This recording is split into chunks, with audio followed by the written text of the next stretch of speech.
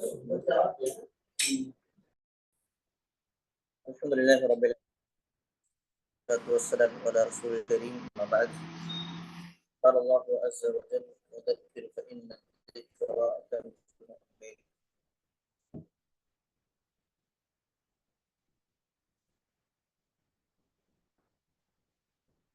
اللہ کے فضل و کرم سے ہم اور آپ ایک بار پھر قرآن کریم کو سمجھنے کے لیے اور اس پر عمل کرنے کے لیے اکٹھا ہوئے ہیں، اور قرآن کریم کا یہ ترجمہ اور تفسیر کا یہ سلسلہ اللہ کی مدد توفیق گزشتہ ایک مہینہ سے جاری.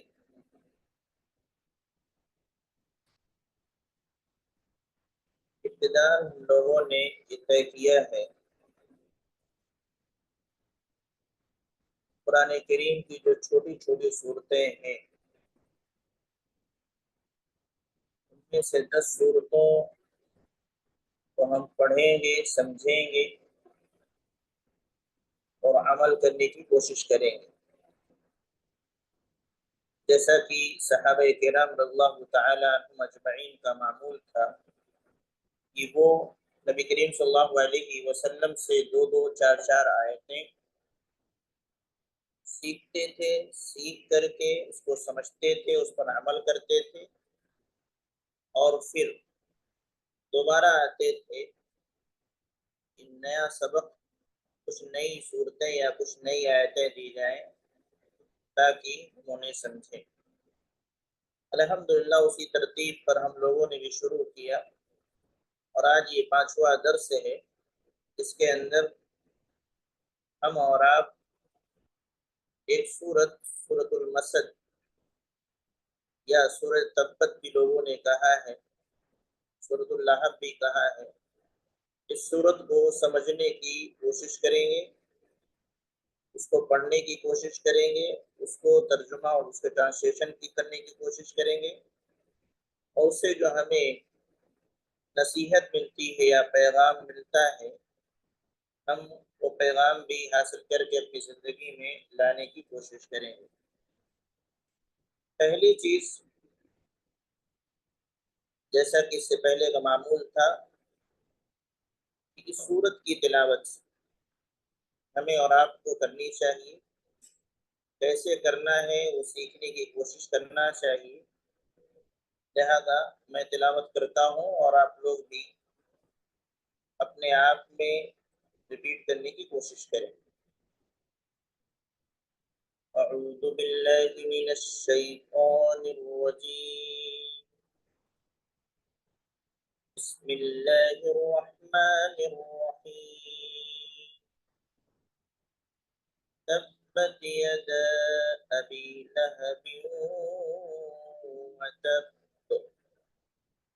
ما اغنى عنه ماله وما كسب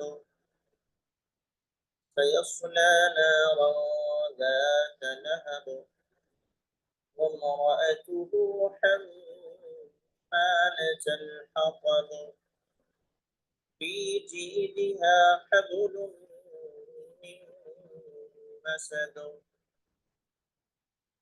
بسم الله الرحمن الرحيم.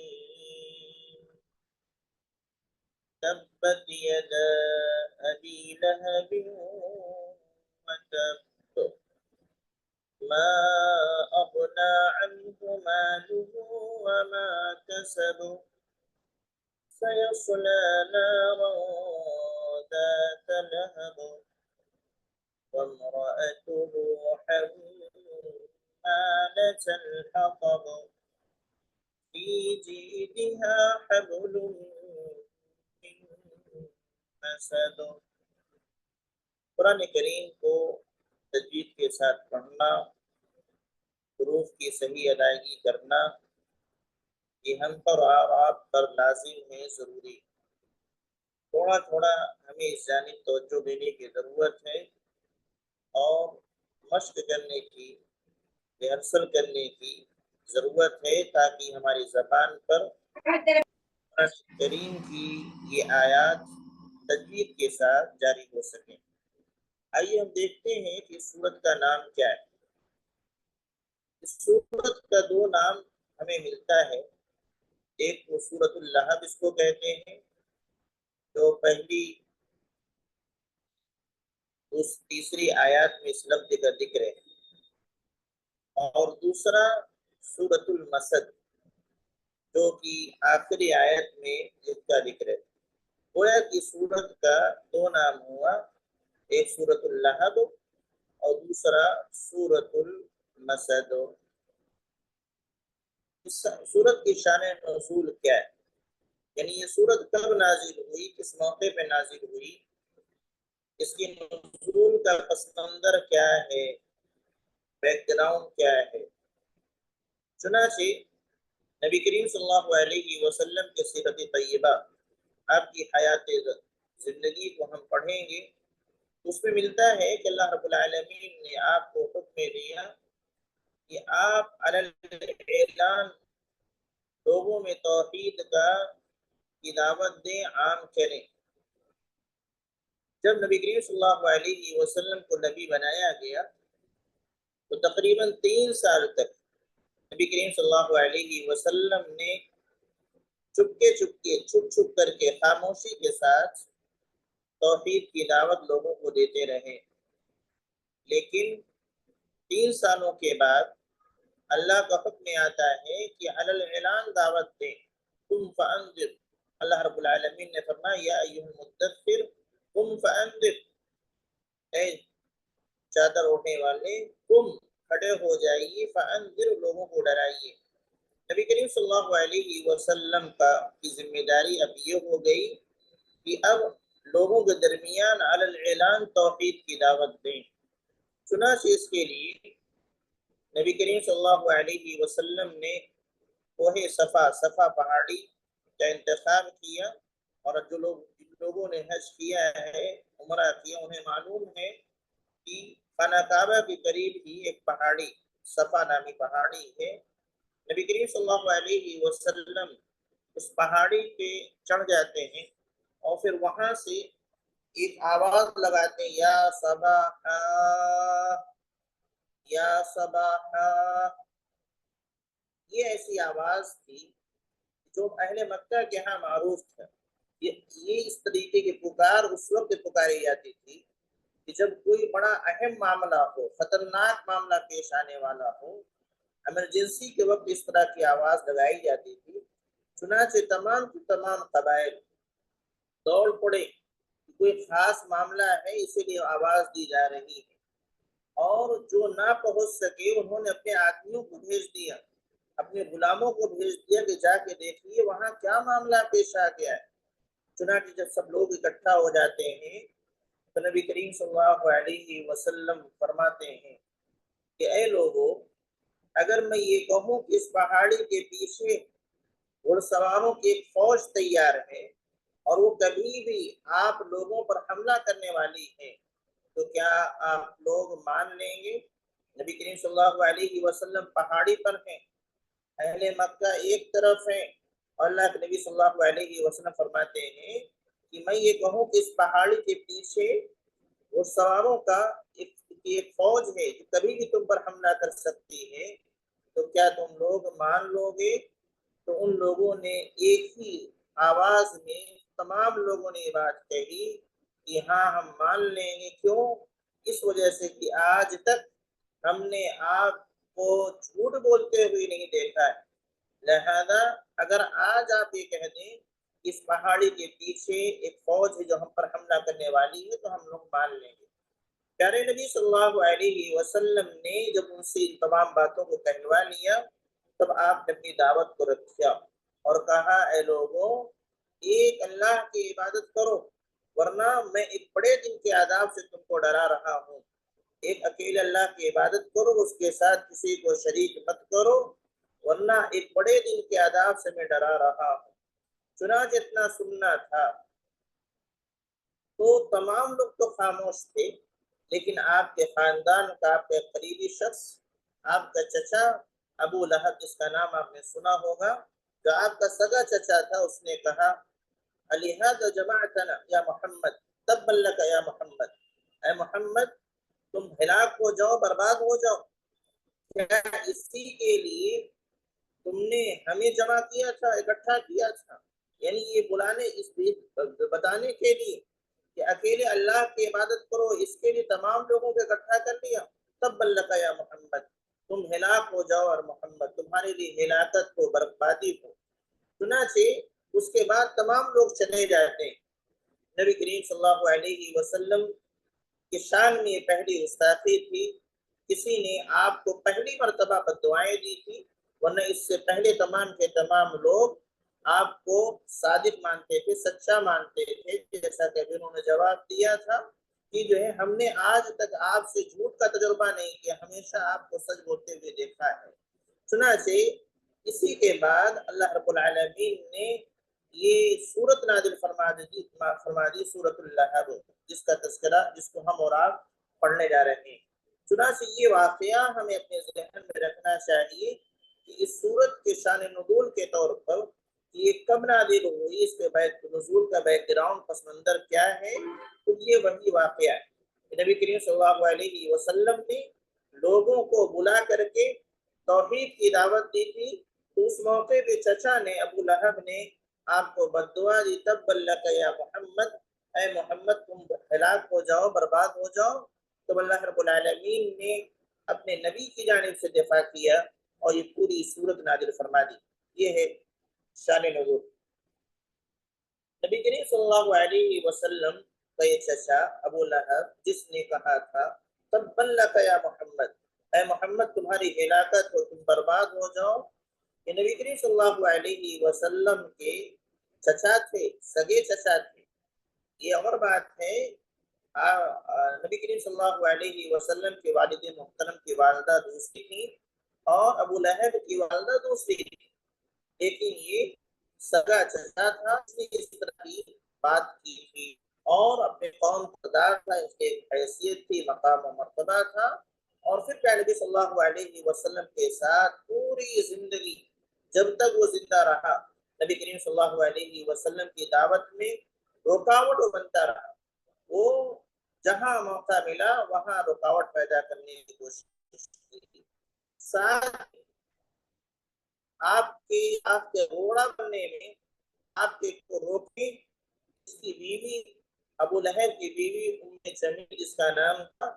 اس نے اپنے شوہر کی مدد کی یعنی گناہ کے کام میں جرم کے کام میں وہ بھی اپنے شوہر کی مدد کرتی تھی توحید کی دعوت کو روکنے کے لیے ابو لہب نبی صلی اللہ علیہ وسلم کا بدتمیزیاں کرتا تھا تو اس کی بیوی اس کے ساتھ مل کر کے اس کا تعاون کیا کرتی تھی لہذا اس صورت کے اندر آپ دیکھیں گے کہ جہاں ایک طرف ابو لہب کا معاملہ ذکر کیا گیا ہے اس کے ساتھ کیا ہونے والا ہے اسی طریقے سے اس کی بیوی ام جمیل کے ساتھ بھی یہ ذکر کیا گیا ہے کہ اس کے ساتھ کیا ہونے والا ہے لہذا ہم تھوڑا سا دیکھیں گے اس آیت کریمہ سورت کے اندر جو الفاظ ہیں ان کو ہم سمجھنے کی کوشش کریں گے بسم اللہ الرحمن الرحیم شان نزول کے بعد آئیے دیکھتے ہیں اس سورت کے اندر جو الفاظ ہیں جو ورڈز ہیں ان کی میننگ کیا ہے اس میں ہے تبت سب سے پہلا ہے تبت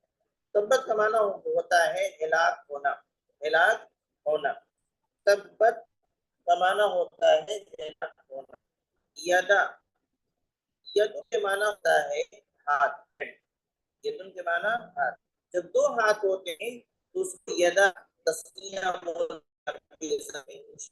میری جانکاری آپ کو ہوتی جائے گی یدا کے معنی دو ہاتھ ابی لہب یہ ابو لہب کا ابو لہب ہے اس کا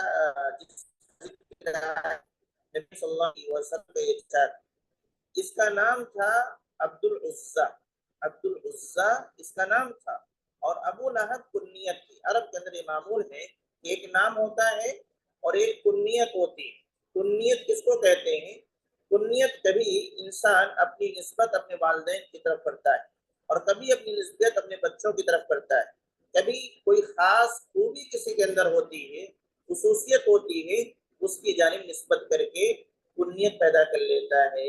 جیسے یہاں ابو لہب، اس کا نام ابو لہب اس لیے پڑا تھا، یہ کنیت ہے اس کی، یہ بہت گورا تھا، اور اتنا گورا کہ جو ہے ایسا لگتا تھا کہ چہرے میں اتنی سرخی جیسے آگ کا انگارا ہوا تھا، شول ہوا کرتا ہے، اسی طریقے سے اس کی خوبصورتی، اس کو دیکھ کر کے لوگوں نے ابو لہب کہہ دیا ان کو، اور تب سے ان کی کنیت ابو لہب ہو گئی، ورنہ ان کا اصل نام ہے عبد العزا.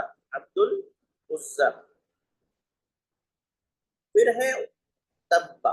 تبا کے معنی بھی ہلاک ہوا، تبت کا معنی بھی ہلاک ہوا، اور تبا یعنی پہلا لفظ جو اس صورت کا آیا ہے تبت، اس کا معنی بھی ہوا ہلاک ہوا، اور آخر میں آیت کے آخر میں جو لفظ ہے تبا، اس کا معنی بھی ہوا کہ جو ہلاک ہوا. میں انشاءاللہ جب ترجمہ کروں گا تو دونوں کے مفہوم کو میں سمجھانے کی کوشش کروں گا. تبت کا معنی بھی ہلاک ہوا اور تبا کے معنی بھی ہلاک ہوا. اس کے بعد ہے ما اغنا عنہ. ما اغنا عنہ. ما اغنا عنہ کا معنی ہوتا ہے کہ کوئی اس کا کام نہ آیا، کوئی اس کا کام نہ آیا. ما اغنا عنہ، کوئی اس کا کام نہ آیا. مال کا مال، اور آپ کے پاس جو بھی مال ہے ابھی بھی اس کو مال کہتے ہیں، اس کا مال کام نہ آیا. مما کسب، اور ماں کے معنی جو، کسبہ کے معنی تو جو کچھ کمایا، یعنی اس کو نہ تو اس کا مال کام آیا اور نہ ہی اس نے جو کچھ کما کے رکھا وہ کام آیا. کچھ بات واضح ہوگی. تو کسبہ کے معنی ہوتا ہے کمانا، اس نے کمایا. سیصلہ. سیصلہ. سیصلہ. سیصلہ کے معنی ہوتا ہے داخل ہونا، کسی چیز کے اندر داخل ہونا. نارن کے معنی ہوتا ہے آگ، نار آگ. ذات لہب، لہب معنی ہوتا ہے شعلہ، لا ہوتا ہے شعلہ. ذات لہب شعلہ والی، ذات لہب شعلہ والی. نارن ذات لہب یعنی ایسی آگ جو شعلے والی، جس میں انگارہ ہو، جو خوب زیادہ بھڑکی ہوئی ہو، جو بجھنے کے امکانات نہ ہو. امرأتو کے معنی ہوتا ہے اس کی بیوی. ابو لہب بیوی کا، امرأتو ہوتا ہے عورت، بیوی. حمالتا بوجھ اٹھانے والی، حمالتا بوجھ اٹھانے والی. اگر وہ جنس ہے اس کو حمال بولتے ہیں اٹھانے والا، اور اگر وہ عورت ہے تو اس کو حمالت بولتے ہیں اٹھانے والی. الحطب کے معنی ہوتا ہے لکڑیاں. الحطب کے معنی ہوتا ہے لکڑی جو جلائی جاتی ہے. تو حمالت الحطب کا مطلب ہوا لکڑیاں اٹھانے والی. حمالت میں اٹھانے والی، حطب مانے لکڑی. حمالت الحطب یعنی لکڑیوں کو اٹھانے والی. فی جیدہا، فی مانے ہوتا ہے میں، کسی چیز کے اندر جو چیز ہوتی ہے. فی مانے میں. جیدن کے معنی ہوتے ہیں گردن، یا وہ عورتوں کا وہ مقام جس میں وہ ہار پہنتے ہیں، نک بولتے ہیں. جیدہا کے معنی ایک ضمیر ہے، پروناؤن ہے جو اس کی بیوی کی جگہ اٹھتا ہے. فی جیدہا کا مطلب ہوگا کہ جو ہے اس کی گردن میں. حبل، حبل کے معنی ہوتا ہے رسی، حبل رسی. من مسد، مسد کا مطلب ہوتا ہے ایسی رسی جس کو بٹ دیا گیا ہو. اس کو کیا بولیں گے؟ کبھی آپ شاید دیہات وغیرہ میں ہو تو آپ دیکھیں گے کہ جو رسی بنائی جاتی ہے، موٹی رسی جو بنائی جاتی ہے، تو وہ چھوٹی چھوٹی پتلی پتلی کئی رسیاں ہوتی ہیں، دھاگے ہوتے ہیں، اس سے ملا کر کے اس کو رف کر کے اس کو ایک دوسرے میں ملاتے ہیں، اور اس کے بعد کس کر کے موٹی رسی، اسی کہتے ہیں مسد. یعنی مسد کہتے ہیں ایسی رسی کو جس کو بٹ دیا گیا. اردو زبان میں بولتے ہیں، انگلش میں مجھے وہ ورڈ یاد نہیں آ رہا ہے، تو اردو میں بولتے ہیں جس کو بٹ کر کے مضبوط بنا دیا گیا. آپ دیکھیں گے رسیاں بھی ہوتی ہیں، اور اس کے علاوہ آپ یہ دیکھیں کہ جو موٹے تار ہوا کرتے ہیں، وائر ہوتے ہیں، اس کے اندر بھی آپ دیکھیں کہ ان کو ایک دوسرے سے ملا کر پٹ کر کے اس کو مضبوط بنایا جاتا ہے، وہ مسد۔ حبل مسد مطلب ہوتا ہے بٹی ہوئی رسی، مضبوط رسی۔ ہوا اس میں جو الفاظ آئے ہیں، جو کی میننگ ہے، آپ کے سامنے رکھنے کی کوشش کی۔ میں پھر سے ریپیٹ کر دیتا ہوں جلدی کہ آپ الفاظ خود کریں۔ تبت کے معنی ہوتا ہے ہلاک ہوا، ید کے معنی ہوتا ہے ہاتھ۔ ابو لہب شخص کا نام ہے اور کنیت ہے جو نبی کریم صلی اللہ علیہ وسلم کا چچا ہے، جس کا نام عبد العزا ہے، ابو لہب۔ تبا کے معنی بھی ہوا ما اغنا عنہ، ما اغنا عنہ کا معنی ہوتا ہے اس کے کام نہ آیا، مالو کا مال، وامتبا اور جو اس نے کمایا۔ سیسلا ان قریب وہ داخل ہوگا، سیسلا ان قریب وہ داخل ہوگا، نارن آگ، ذا لہب شعلے والی آگ۔ وامرأۃ، امرأۃ من ہوتا ہے عورت، حمالۃ کے معنی ہوتا ہے اٹھانے والے، اور حطب کے معنی ہوتا لکڑی۔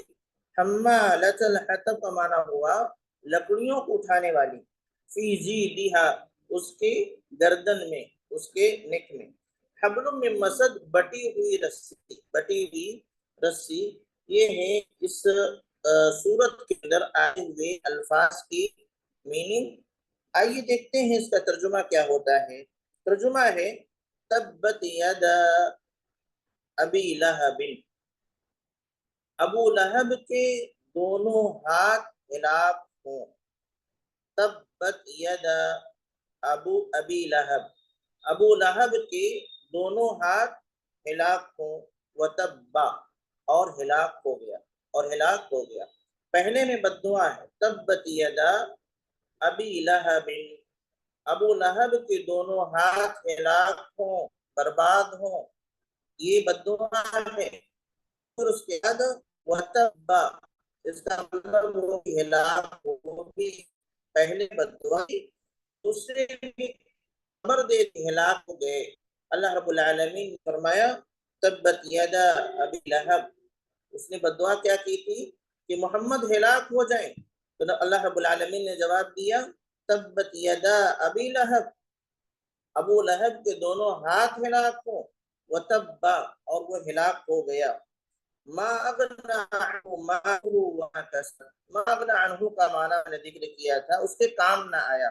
ما اغنا عنہ مالہ، ترجمہ آپ کرنا چاہیں کر سکتے ہیں کہ اس کا کام نہیں آیا، مالہ اس کا مال، مالدار تھا، اپنے قوم کا سردار تھا، اس کے بعد بہت مال تھا، لیکن اس کا مال اس کے کوئی کام نہ آیا۔ جب ہلاک ہونے لگا، جب اس کی ہلاکت ہے، انشاءاللہ میں ذکر کروں گا کہ اس کی ہلاکت کیسے ہوئی ہے، تو جب وہ ہلاک ہونے لگا تو اس کا مال اس کے کام نہیں آیا۔ وما کسبا، اور مال کے علاوہ جو کچھ اس نے کما رکھا تھا وہ بھی کام نہ آیا۔ کیا کما رکھا تھا؟ اس کی بہت ساری اولاد تھی، اولاد کام نہیں آئے۔ وہ اپنے قوم کا سردار تھا، عہدہ کما رکھا تھا، منصب اس کے پاس تھا، ایک بڑی پوسٹ پر تھا، اس کی پوسٹ کام نہ آئی، ایسی سرداری کام نہ آئی۔ تو نہ تو مال کام آیا، نہ لوگ کام آئے، نہ اولاد کام آئی، نہ خاندان کے لوگ کام آئے۔ ما اغنا عنہ مالہ وما کسب، جب وہ ہلاک ہوا تو اس کے نہ تو مال کام آیا اور نہ ہی وہ چیزیں جو اس نے کما رکھی تھی، یعنی اس کو ہلاکت سے بچانے کے لیے نہ مال کام آیا اور نہ ہی اس نے جو کچھ کما رکھا تھا، یعنی اولاد بھی کام نہیں آئی، اس کی سرداری بھی کام نہیں آئی، اس کا خاندان بھی کام نہیں آیا، کوئی کام نہیں آیا۔ سیصلی نارا ذات لہب، سیصلی نارا ذات لہب، سیصلی کے معنی القریب وہ داخل ہوگا، القریب وہ داخل ہوگا، نارن آگ میں، سیصلی نارن وہ القریب وہ آگ میں داخل ہوگا، ذات لہب ایسی آگ میں داخل ہوگا کہ جو شعلے والی ہے، جو انگارے والی ہے، جو کبھی بجھنے والی نہیں ہے۔ سیصلی نارا ذات لہب، وہ القریب داخل ہوگا کہاں؟ نارن ایسی آگ میں، ذات لہب جو کہ شعلے والی ہے، انگارے والی۔ یہاں تک ابو لہب کا ذکر آیا 3 آیات کے اندر۔ میں پھر ریپیٹ کرتا ہوں، تبت یدا ابی لہب وتب، اللہ نے فرمایا ابو لہب کے دونوں ہاتھ ہلاک ہو جائیں، وتب اور وہ ہلاک ہو گیا، ما اغنا عنہ مالہ وما کسب اور اس کے کام نہ آئے، نہ تو اس کا مال کام آیا، وما کسب اور جو کچھ اس نے کمایا تھا۔ کمانے کا مفہوم میں نے ذکر کیا کہ اس کی اولاد بھی کام نہ آئی، اس کی کمائی ہے، نہ ہی اس کی سرداری کام آئی، نہ ہی اس کا خاندان کام آیا، کوئی کام نہیں آیا اس کو ہلاکت سے بچانے کے لیے۔ پھر اللہ نے فرمایا کہ یہ دنیاوی معاملہ ہو گیا کہ دنیا میں ہلاک ہوا، نہ مال نے بچایا نہ کچھ سرداری وغیرہ نے۔ پھر اللہ نے فرمایا سیصلی نارا ذات لہب اور عنقریب وہ آگ میں داخل ہوگا، ایسی آگ میں جو شعلے والی ہے، جو کبھی بجھنے والی نہیں۔ یعنی دنیا کے ہلاکت بھی اللہ نے بتا دیا کہ یہاں ہلاک و برباد ہو جائے گا، اور آخرت میں بھی سزا ملنے والی ہے کہ وہ جہنم میں جائے گا، آگ میں جائے گا، ایسی جہنم اور ایسی آگ جو شعلے والی ہے، کبھی بجھنے والی نہیں ہے۔ اس کے بعد یہاں سے 2 آیت کے اندر اس کی بیوی کا ذکر آ رہا ہے۔ اس کی بیوی کا نام ہے ام جمیل۔ ام جمیل، ام جمیل، یہ بھی خوبصورت تھی اسی لیے ام جمیل کنیت ہے اس کی۔ وامرأتہ اور اس کی بیوی بھی جہنم میں داخل ہوگی، یہ خود جہنم میں داخل ہوگا ایسی آگ میں جو شعلے والی، اس لیے آیت اس کو جوڑ کے دیکھیں، سیصلی نارا ذات لہب کہ ان قریب وہ ایسے آگ میں داخل ہوگا جو شعلے والی ہے، وامرأتہ اور اس کی بیوی بھی اسی آگ میں داخل ہوگی جو شعلے والی ہے، یعنی وہ خود جہنم میں جائے گا اور اس کی بیوی بھی جہنم میں جائے گی۔ اس کی بیوی کا نام ام جمیل، یاد رکھیں گے۔ اب اس کی بیوی کی صفت ذکر کی جا رہی ہے، یہ وہ کیسی ہوگی وہاں پر، حمالۃ الحطب وہ بیوی جو لکڑیاں اٹھانے والی ہوں، جو لکڑیاں اٹھانے والے ہوں گی۔ ابھی تفسیر میں انشاءاللہ اس کو مفہوم آئے گا کہ اس کی بیوی بھی جہنم میں داخل ہو، شعلے والے میں داخل ہو، اور لکڑی آنے والا فی جیدہا اور اس کی گردن میں، اس میں یعنی تو ہار پہن، عورتیں ہار پہنتی ہیں، اس کے گردن میں حبل من مسد بٹی ہوئی مضبوط قسم کی رسی ہو، جہنم میں جائے گی، اور جہنم میں جانے کے ساتھ یہ ذکر کیا جا رہا ہے کہ لکڑیاں اٹھانے والے ہوں گے، اور دوسری چیز یہ ہے کہ اس کی گردن میں مضبوط رسی ہوگی۔ یہ 2 صفت ہے۔ اس کی بیوی کے بارے میں کہا گیا جس کا نام ام جمیل ہے کہ وہ بھی جہنم میں جائے گی، اور جہنم میں جانے کے بعد 2 صفت اس کی ذکر کی گئی، پہلی یہ کہ لکڑیاں اٹھانے والی، اور دوسری صفت یہ ہے کہ اس کی گردن میں مضبوط رسی، بٹی ہوئی رسی ہوگی، مضبوط رسی ہوگی۔ یہ ہے اس سورت کا ترجمہ۔ ایک بار میں ریپیٹ کرتا ہوں اور آپ لوگ غور سے سنیں اور ریپیٹ کرنے کی کوشش کریں۔ اللہ رب العالمین نے فرمایا تبت یدا ابی لہب وتب، یہ ابو لہب کے دونوں ہاتھ ہلاک ہو جائیں، وتب اور وہ ہلاک ہوا، ما اغنا عنہ مالہ وما کسب، آپ ریپیٹ کر سکتے ہیں کہ اس کا کام نہیں آئے، کون؟ مالو اس کا مال، وما کسبا اور جو کچھ اس نے کما رکھا تھا، یعنی اس کی اولاد کام نہ آئی، اس کا خاندان کام نہ آیا، اس کی سرداری کام نہ آئی۔ سیصلی نارا ذات لہب ان قریب وہ ایسی آگ میں داخل ہوگا جو شعلے والی، وامرأتہ اور اس کی بیوی بھی داخل ہوگی اسی آگ میں جو شعلے والی ہے، حمالۃ الحطب اور اس کی بیوی لکڑیاں اٹھانے والی، فی جیدہا اور اس کی گردن میں مضبوط رسی، پھٹی ہوئی رسی ہوگی۔ جہنم میں اس کی بیوی کے لیے اللہ رب العالمین نے یہ 2 چیزیں ذکر کی ہیں، ایک تو لکڑیاں اٹھانے والے ہوں گی، اور دوسرا یہ ہے کہ اس کی گردن میں مضبوط بٹی ہوئی رسی ہوگی۔ آئیے دیکھتے ہیں کہ اللہ رب العالمین نے یہ کیوں کہا کہ ابو لہب کے دونوں ہاتھ ہلاک ہوں۔ پہلی آیت میں آیا نا تبت یدا ابی لہب، ابو لہب کے دونوں ہاتھ ہلاک ہو جائیں، کیوں یہ بات کہی گئی؟ کیوں ایسا کیوں نہ کہا گیا کہ ابو لہب ہی ہلاک ہو جائے؟ کیونکہ اس نے بددعا اللہ کے نبی صلی اللہ علیہ وسلم کو کیا دیا تھا؟ جب اللہ کے نبی نے کہا کہ لوگوں کہ اللہ کی عبادت کرو کامیاب ہو جاؤ گے، جس نے کہا تبت لک یا محمد، اے محمد تم ہلاک ہو جاؤ۔ اللہ رب العالمین نے یہ نہیں کہا کہ ابو لہب تو ہلاک ہو جا، بلکہ اللہ رب العالمین نے فرمایا کہ ابو لہب کے دونوں ہاتھ ہلاک ہو جائیں۔ کیوں یہ بات ہے؟ در حقیقت یہ ہے کہ ابو لہب نے جو بھی نبی کریم صلی اللہ علیہ وسلم کو تکلیف پہنچائی تھی، اس کو تکلیف پہنچانے کا دو ذریعہ تھا۔ ایک زبان سے تکلیف پہنچا رہا تھا اور دوسرا ہاتھ سے تکلیف پہنچا رہا تھا۔ چنانچہ نبی کریم صلی اللہ علیہ وسلم ایک واقعہ سنیے کہ دیکھو کیسے یہ ہاتھ سے تکلیف پہنچاتا تھا، کیسے زبان سے تکلیف پہنچاتا تھا۔ نبی کریم صلی اللہ علیہ وسلم جب مکہ المکرمہ میں باہر سے لوگ آتے، چاہے حج کے موقع پر یا عمرہ کے لیے یا تجارت کے لیے، تو نبی کریم صلی اللہ علیہ وسلم ان کے درمیان جا کر کے دعوت دیا کرتے تھے۔ لوگوں اکیلے اللہ کی عبادت کرو، اللہ کے ساتھ کسی کو شریک نہ کرو، اس کی دعوت دیا کرتے تھے۔ تو جب نبی کریم صلی اللہ علیہ وسلم بازار میں لوگوں کو دعوت دیا کرتے تھے تو پیچھے پیچھے ابو لہب رہا کرتا تھا۔ اس کے ہاتھ میں چھوٹی چھوٹی کنکڑیاں ہوا کرتی تھی اور نبی کریم صلی اللہ علیہ وسلم کو ان کنکڑیوں سے مارتا تھا اور کہتا تھا لوگوں یہ اس کی بات مت سننا، یہ مجنون ہے، یہ پاگل ہے، یہ بنو مطلب کا غلام ہے، یہ لوگوں کے گھروں کو برباد کر دیتا ہے۔ اس طرح کر کر کے لوگوں کو ورغلایا کرتا ہے۔ تو زبان سے بھی تکلیف پہنچا رہا ہے اور باقاعدہ کنکریاں بھی مار رہا تھا۔ تو اللہ رب العالمین نے اس کے اس انداز کو ناپسند کیا۔ ایک تو نبی کو نقصان پہنچانا، نبی کو تکلیف پہنچانا، یہی بہت بڑی بات تھی۔ دوسرا پتھر مار رہا تھا، تو ہاتھوں سے مار رہا تھا۔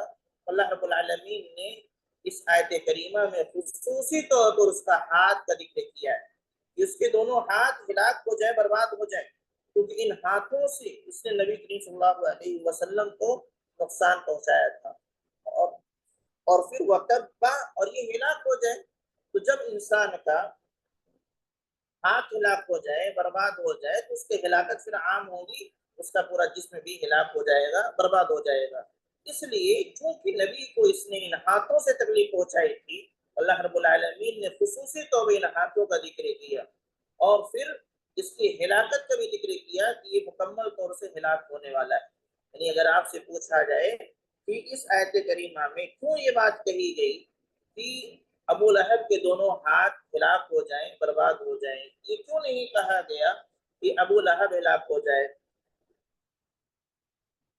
اس کا جواب یہ انہی ہاتھوں سے نبی کریم صلی اللہ علیہ وسلم کو تکلیف پہنچاتا تھا، کنکریاں مارتا تھا۔ اس بنیاد پر اللہ رب العالمین نے خصوصاً اس کے ہاتھوں کا ذکر کیا اور پھر اسی کے ذریعہ سے اس کا پورا جسم بھی اس میں شامل ہے کہ مکمل طور سے وہ ہلاک ہو جائے۔ اور یقیناً اللہ رب العالمین نے جو کہا وہ ہوا، اللہ جو کہتا ہے وہ ہو جاتا ہے۔ کوئی سوچے کہ نہیں ایسا نہیں ہو سکتا، بہت پاورفل ہے اور جس کے بارے میں کہا جا رہا وہ کمزور ہے، نہیں، اللہ جو چاہتا ہے وہ ہوتا ہے۔ چنانچہ ہوا یہی کہ اسی مکہ کے اندر اس کی موت ہوتی ہے اور آپ دیکھیں گے جو اگلی آیت کریمہ ہے کہ ما اغنى عنه ماله وما كسب، کہ نہ تو اس کا مال کام آیا اور نہ ہی جو کچھ اس نے کمایا تھا اولاد کی شکل میں، خاندان کی شکل میں، منصب اور سرداری کی شکل میں، کچھ کام نہیں آیا۔ یعنی اسی مکہ میں جس کے اس کی توتی بولتا تھا، لوگ اس کو سردار مانتے تھے، لوگ اس کی باتوں کو سنتے تھے، جب اس کی موت آئی تو کوئی قریب نہیں آتا۔ کیسے آئی؟ اس دور میں ایک بیماری جیسے طاعون کی بیماری ہوتی ہے کہ گلٹی وغیرہ نکلتی ہے، اس کے بعد انسان کی پوری جسم میں پھیل جاتی ہے، درد تکلیف مر جاتا ہے اور یہ وبائی مرض ہوتا ہے۔ کہ کورونا کا جو مرض آیا، لوگ کیسے بھاگا کرتے تھے، اسی ٹائپ کا ایک مرض اس کو لاحق ہوا، جزا اس کا نام تھا، اس کو لاحق ہوا، اسی میں اس کی موت آ گئی۔ اور آپ یقین کریں کہ 3 دن تک اس کی لاش پڑی رہی، 3 دن تک اس کی لاش پڑی رہی، کوئی اس کو اٹھانے والا نہیں، اس کے قریب کوئی نہیں جا رہا۔ کون؟ گھر والے نہیں جا رہے تھے، بیٹے نہیں جا رہے تھے، اس کا مال تھا نا، اللہ رب العالمین فرمایا ما اغنا عنہ مالہ، نہ تو اس کا مال کام آیا، وما کسب، اور نہ ہی جو کچھ اس نے کمایا تھا وہ کام آیا۔ یعنی تمام چیزیں اپنی جگہ موجود ہیں. یہ سردار تھا علاقے کا, یہ اولاد والا تھا, اس کا خاندان تھا, لیکن مرنے کے بعد 3 دن تک کوئی قریب نہیں آیا.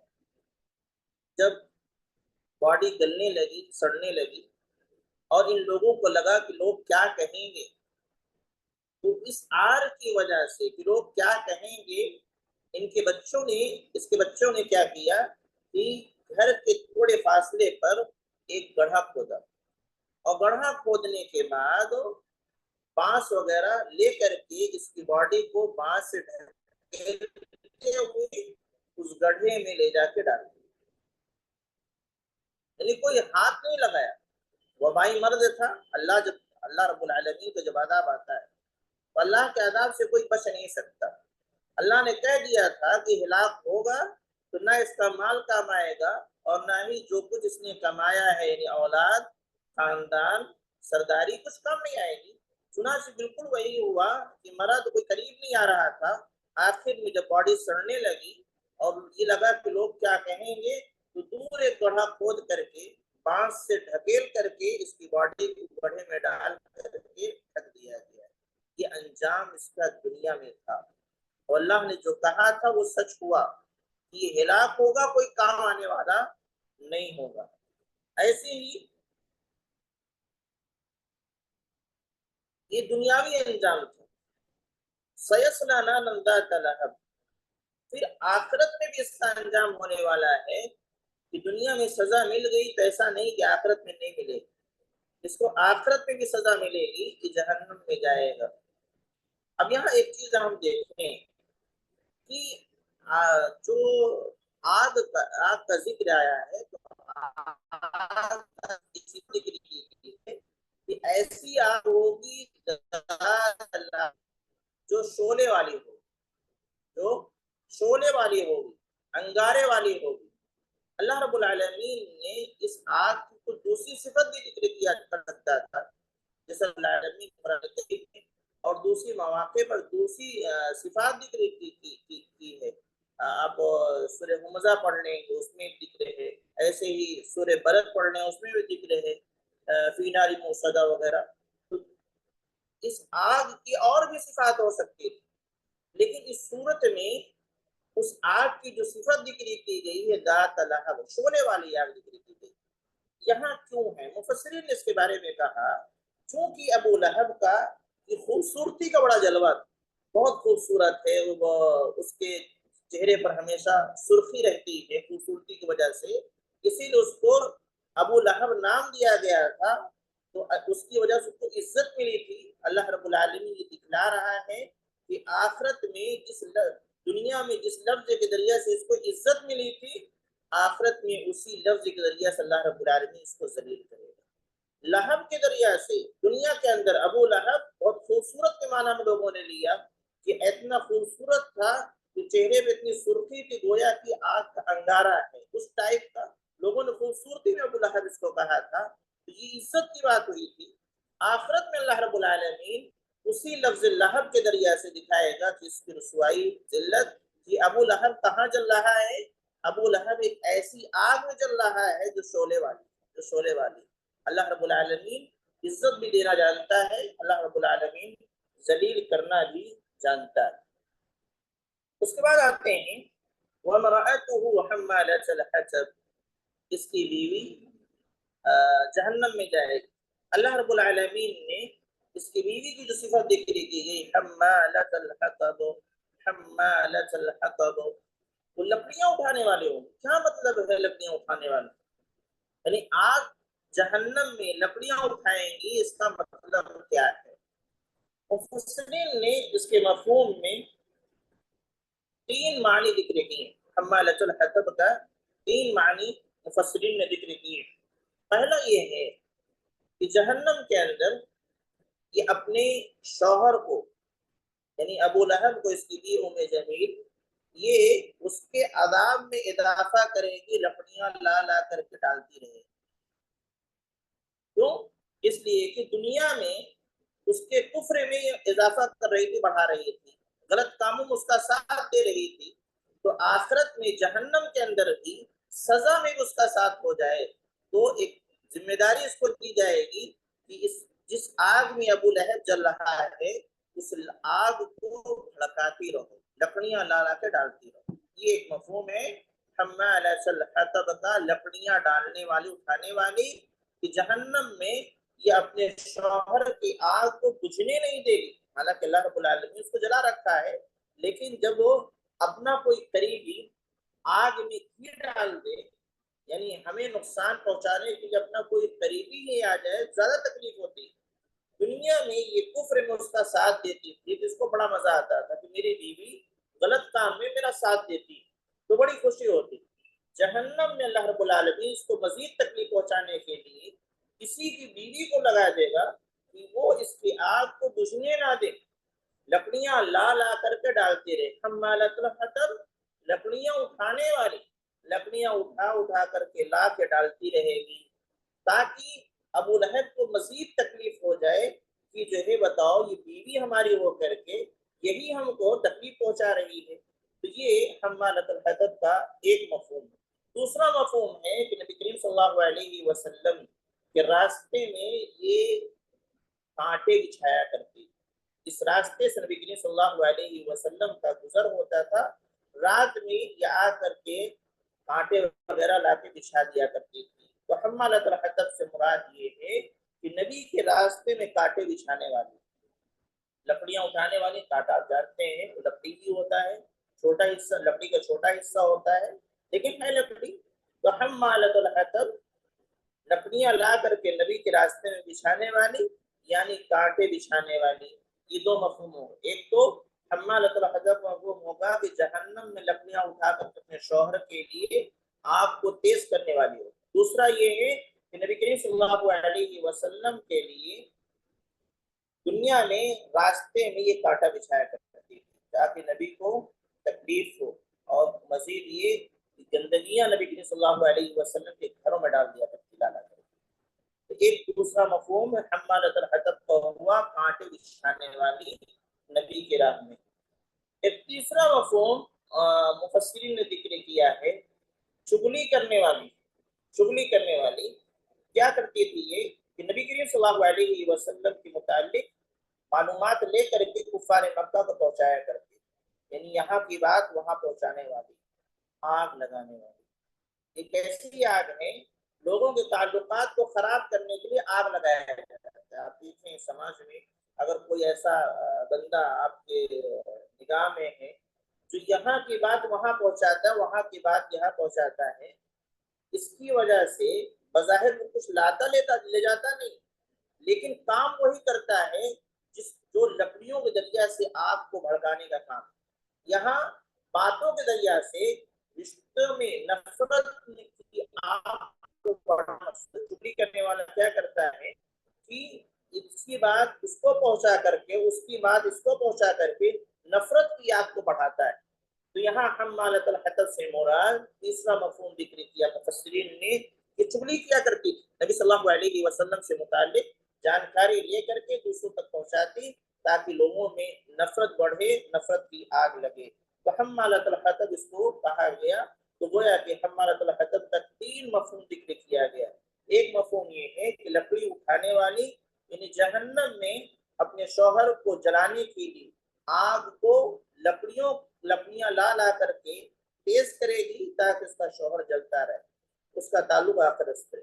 دوسرا مفہوم ہے کہ نبی صلی اللہ علیہ وسلم کے راستے میں کانٹا بچھایا کرتی تھی، اس کا تعلق دنیا سے ہے، تو کانٹا یہ بھی لکڑی. اور تیسرا مفہوم ہے چغلی کرتی تھی نبی کریم صلی اللہ علیہ وسلم کی باتوں کو معلوم کر کے کفار مکہ تک پہنچاتی تھی تاکہ نفرت کی آگ بڑھے. تو یہ بھی دنیاوی معاملہ ہے لیکن یہ آگ لگانے جیسا ہے. تو یہ تین مفہوم ہے حمالۃ الحطب جو ام جمیل ابو لہب کی بیوی کے لیے اللہ کے نبی صلی اللہ رب العالمین نے ذکر کیا. مجھے امید ہے کہ حمالۃ الحطب یعنی لکڑیاں اٹھانے والی کا مفہوم، تینوں مفہوم آپ کے ذہن میں آ گئے ہوں گے. آخری آیت کریمہ میں فی جیدہا حبل من مسد کہا گیا کہ اس کے گردن میں مضبوط رسی ہوگی، بٹی ہوئی رسی ہوگی، مضبوط رسی ہوگی. رسی بٹی ہوئی میں نے ذکر کیا. دیکھیے ایک رسی ہے اگر وہ بٹی ہوئی نہیں ہے تو اس کو توڑا جا سکتا، اس کو اتنا مضبوط نہیں ہوتا. دو رسی ملا کر کے اس کو بٹ دیجئے، ایک دوسرے میں لپیٹ دیجئے تو مضبوط ہو جاتی ہے. تو اس کو ایسے مضبوط رسی اس کے گردن میں پڑی ہوگی. انسان خاص طور سے عورتیں اپنی زینت کے لیے، خوبصورتی کے لیے اپنے گلے میں ہار پہنتی ہیں خوبصورتی کے لیے، لیکن اس کی جگہ پر اگر رسی ڈال دی جائے تو اس کو کوئی پسند نہیں کرتا. ہار ڈالنا یہ عزت کی دلیل ہوا کرتی، یہ سرداری کی دلیل ہوتی. اس کی وجہ سے لوگ جانتے ہیں کہ ہاں یہ ہیں کوئی، ان کی کوئی حیثیت ہے سماج و معاشرے کے اندر. لیکن اگر رسی ڈال دی جائے تو ایسی صورت میں یہ رسوائی اور ذلت کی علامت ہوا کرتی ہے کہ جس کے گردن میں رسی ڈال دی گئی گویا کہ پٹا ڈال دیا گیا. تو یہ اللہ رب العالمین چونکہ ایک سردار کی بیوی تھی، دنیا میں بڑی عزت اس کی تھی، نبی صلی اللہ علیہ وسلم کو ستاتی تھی، اللہ رب العالمین آخرت میں اس کو ذلیل رسوا کرے گا کہ اس کی گردن میں رسی ڈال دے گا، مضبوط رسی، گویا کہ ایک طریقے سے توق اس کو بولتے ہیں جو ذلت کی علامت ہوا کرتی ہے.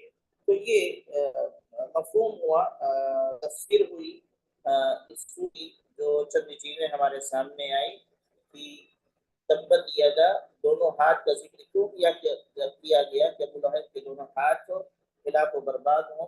ایسے ہی اللہ رب العالمین نے فرمایا تھا ما غنی عنہ مالہ وما کسب، کہ نہ تو اس کا مال اس کے کام آئے گا اور نہ ہی جو کچھ اس نے کمایا ہے. تو اس کے ہلاکت کے وقت آپ نے سنا نہ تو مال کام آیا اور نہ ہی جو ہے اس کی سرداری، اس کے اولاد، اس کے خاندان کے لوگ کام آئے. ایسے ہی آخرت میں اس کا انجام سیصلی نارا ذات لہب، جہنم میں جائے گا ایسی آگ میں جو شعلے والی ہوگی. ذات لہب کیوں کہا گیا؟ اس لیے کہ جس لہب کے ذریعہ سے دنیا میں اس کو عزت ملی تھی، اللہ رب العالمین اسی لفظ لہب کے ذریعہ سے آخرت میں اس کو رسوا کرے گا. پھر اس کی بیوی کا ذکر ہے وَمَرْأَتُهُ حَمَّالَةَ الْحَطَبِ، اس کی بیوی بھی جہنم میں جائے گی اور وہ لکڑیاں اٹھانے والی ہوں گی. لکڑیاں اٹھانے کے تین مفہوم آپ کے سامنے ذکر کیا گیا. ایک یہ کہ جہنم میں اپنے شوہر کے کو جلانے کے لیے آگ میں لکڑیاں ڈالیں گی. دوسرا مفہوم یہ ہے کہ لکڑیاں اٹھانے والی نبی کریم صلی اللہ علیہ وسلم کی راہ میں کانٹے بچھانے والی. تیسرا مفہوم یہ ہے لکڑیاں اٹھانے والے یعنی غیبت چغلی کرنے والی تاکہ نفرت کی آگ بھڑکے.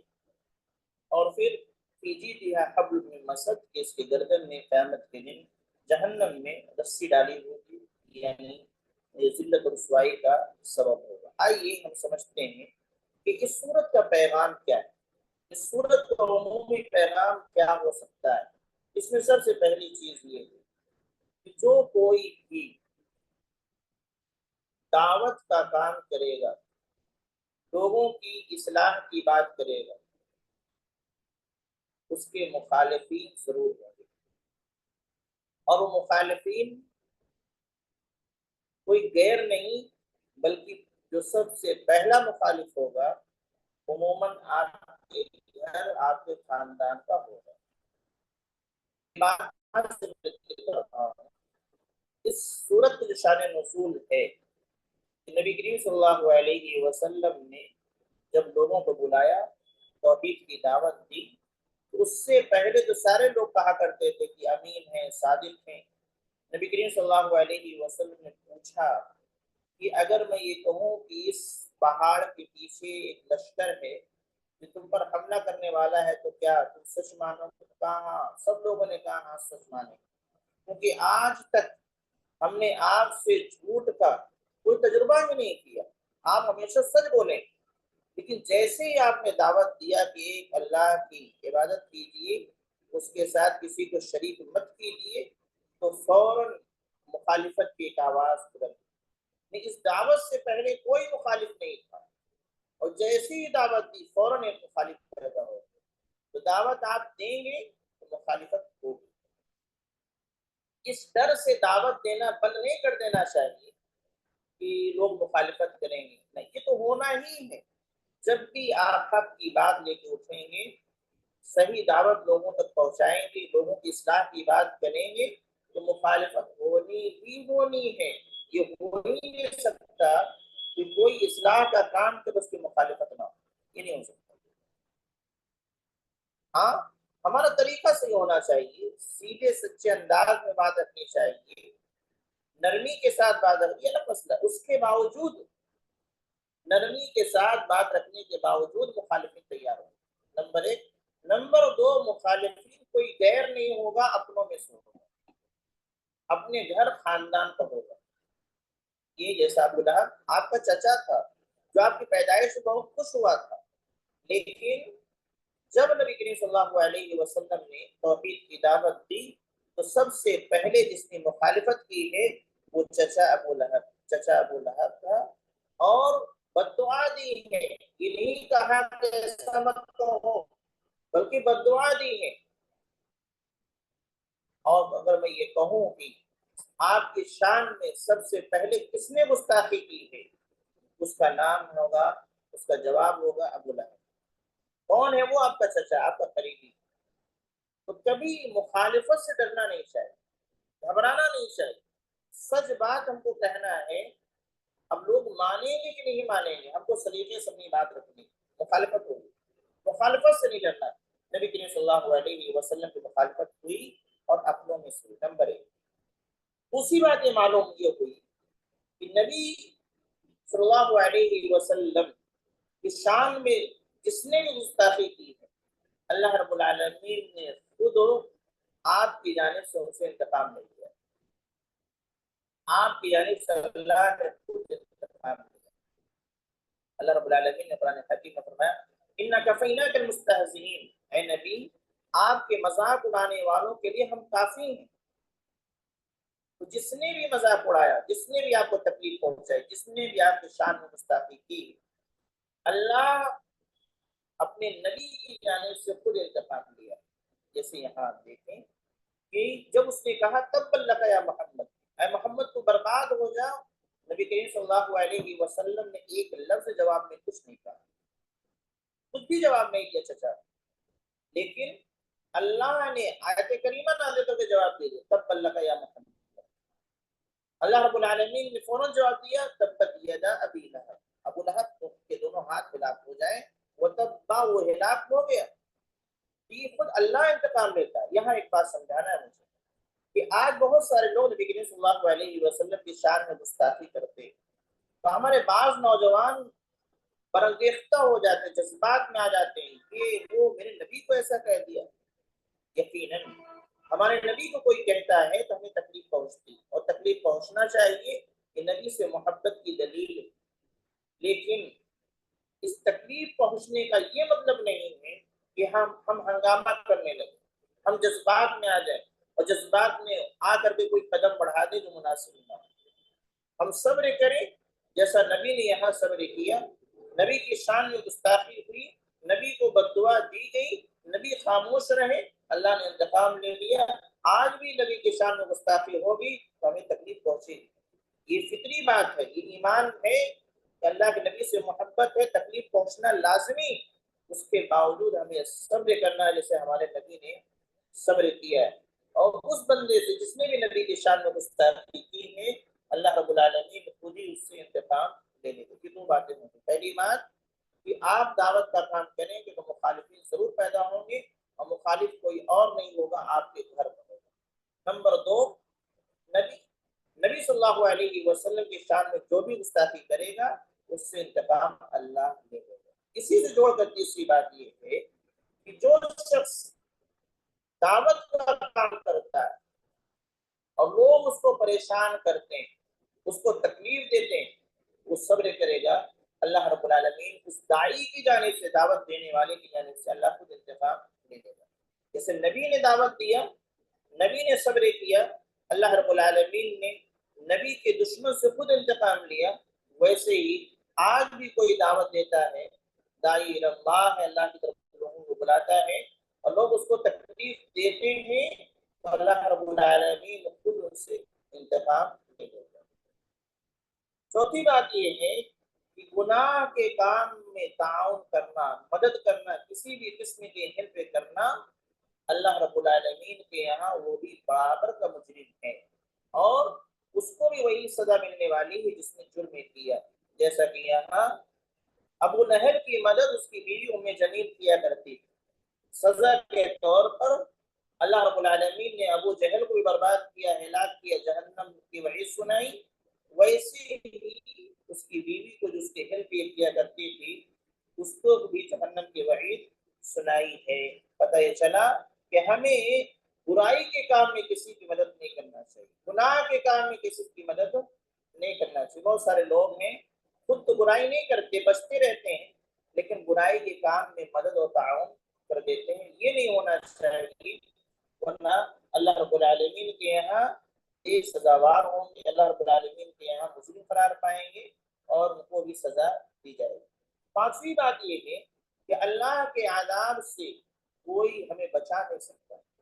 اللہ جب کسی کو عذاب دینے پر آ جائے تو کوئی اس عذاب سے اس بندے کو بچانے والا نہیں، اور اللہ کسی کو نوازنے پر آ جائے تو اللہ رب العالمین کے نوازنے کی وجہ سے کوئی اس نعمت کو چھین نہیں سکتا.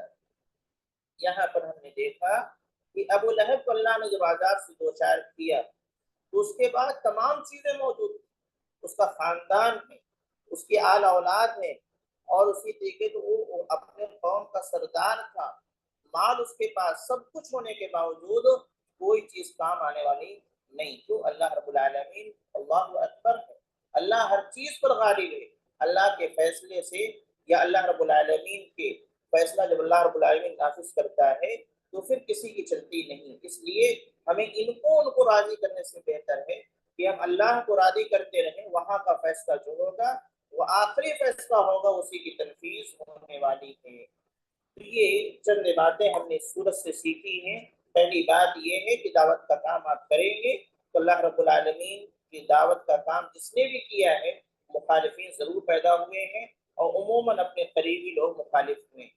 دوسرا یہ ہے کہ گھبرائیے نہیں مخالفت سے. اگر آپ کے شان میں گستاخی ہوگی، نبی کے شان میں کوئی گستاخی کرے گا تو اللہ رب العالمین خود ہی انتقام لے لے گا. گناہ کے کام میں تعاون کرنا خود گناہ کرنے جیسا ہے. جیسا کہ ابو لہب کی مدد اس کی بیوی نے کیا تھا تو سزا کے طور پر اس کی بیوی کو بھی جہنم میں ڈالا گیا. اور آخری بات جو اہم ہے وہ یہ ہے کہ اللہ کے عذاب سے کوئی کسی کو بچا نہیں سکتا. کوئی کتنا بھی پاورفل ہو، ایسا لگتا ہے کہ بہت پاورفل ہے، اتنی بڑی حکومت یہ لگتا ہے کہ اس کے پاس جو ہے اتنی بڑی فوج ہے، سپر پاور ہے دنیا کا، کوئی بھی کر سکتا ہے، ایسا لگتا ہے. لیکن اللہ سے بڑھ کر کوئی نہیں، اللہ ہی سپر پاور ہے. اور اللہ رب العالمین جب اپنا حکم نافذ کر دیتا ہے تو پھر جو ہے کوئی چیز بچانے والی نہیں ہے. یہ چند باتیں تھیں سورہ لہب سے متعلق. امید ہے کہ باتیں آپ کو سمجھ میں آئی ہوں گی اور آپ نے اہم باتوں کو نوٹ کیا ہوگا. گزارش ہے کہ بار بار اس سورت کا یا اس سے پہلے جو صورتیں ہم لوگوں نے سمجھنے اور سمجھانے کی کوشش کی ہیں اس کو جو ہے بار بار اس کے ریویژن ہوتا رہنا چاہیے، دہراتے رہنا چاہیے. اور ایک ایک لفظ جو باتیں کہی گئی ہیں اگر آپ نے نوٹس تیار کیے ہیں، نوٹس کو سامنے رکھ کر کے قرآن کی صورت کو پڑھیں اور ترجمہ کرنے کی کوشش کریں. جہاں نہ سمجھ میں آئے اس کو پوچھا جا سکتا ہے، معلوم کیا جا سکتا ہے. جزاکم اللہ خیر، بارک اللہ فیک، وصلی اللہ علی خیر خلق محمد وعلی آلہ اجمعین. السلام علیکم ورحمۃ اللہ وبرکاتہ. اگر کوئی